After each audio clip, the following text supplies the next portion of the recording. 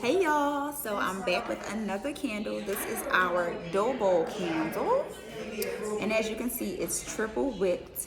So it's set right now. The scent is Moon Lake Musk, and it smells deliciously amazing. So what I'm going to do now is I'm going to clip the wicks. I'm going to trim them down, and these set over a period of what's today? Tuesday. Ooh, they actually set for about 4 days. So I don't know what must have gotten into it. I don't know, it's a little streak in here.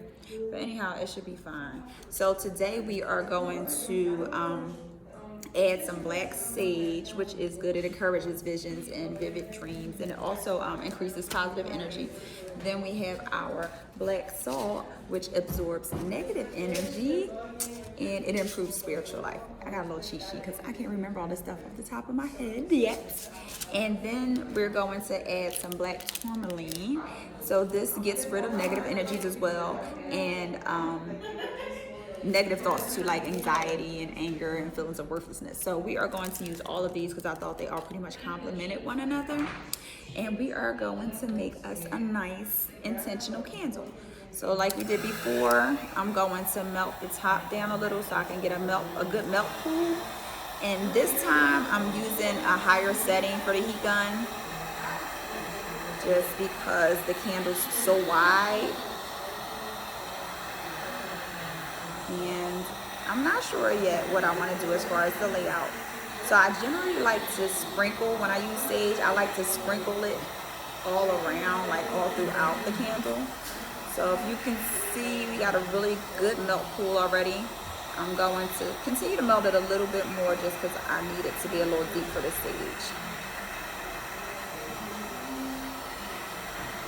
There we go. And of course, as I melt it down, I can smell the scent even more. It's more powerful. So there's that. Oh, let me grab my little. Yeah, I don't know what this thing is called, but I love it.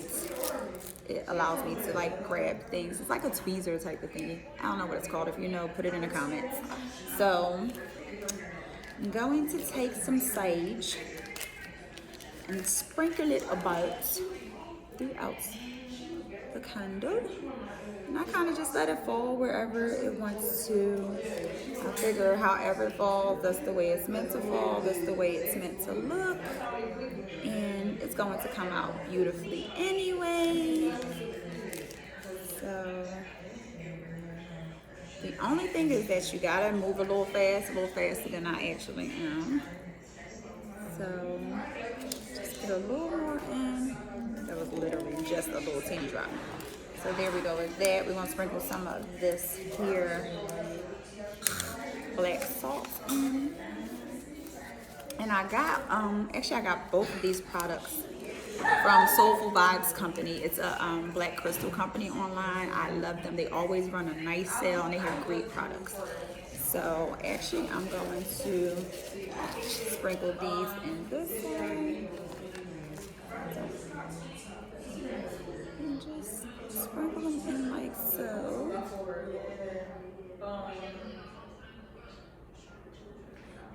I took out way more salt than I need, but as you can see, it's just going in. Some places where there's still a pool, you can see the salt is going a little deeper down, which is fine. Try not to make a mess, but I'm making a little bit of a mess. Then we are going to add our black tourmaline to the mix. And you know, I like to kind of place these in there ever so gently. And it's going to look really pretty once you burn it and you get another full pool, and you'll see like your crystals and your salt and your sage just kind of floating around. And some people, they, you know, use it, they burn it just as they would any other candle. They burn it, you know, do whatever they're going to do in their house. Some people will burn it intentionally. They may use it as a part of a ritual or because it has so many cleansing properties with the sage and the crystal and the salt, then they, you know, may have a purpose for when they burn it. It's really up to the individual. Whatever you want to do is perfectly fine. It's yours. Either way, you have a beautiful candle that also has some great qualities, and it smells amazing. So I think I'm going to add one more. Yeah, I think that's enough. All right, and I am going to melt it down just a little more because I moved too slow, and so it so the milk pool started to solidify a little bit. So I'm just going to put it on a low heat, and I just put it like right directly over the crystals, really, because that's what I want to sink a little further into the candle. And so right now, while it's softer, I can kind of push them down a little more. I don't want to push them too hard or too much, because they're going to wind up going further down when you burn it anyway. But I do want it to be, you know, and I want it to be down in the candle a little. Let me add a little more.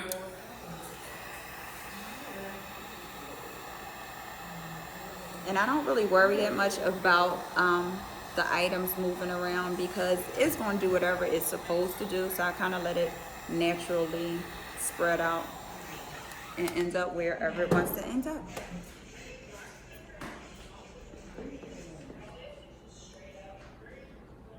Yep, there we go. So for the most part, they are all down in there. I'm going to hold it up a little bit so you can see it. Actually, I'm not going to hold it up. I'm going to pull the camera down so you can see what it looks like. This is pretty much what it's going to look like.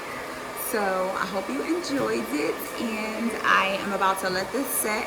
In the meantime, I have another candle that I'm going to set with some crystals and some salt, I believe.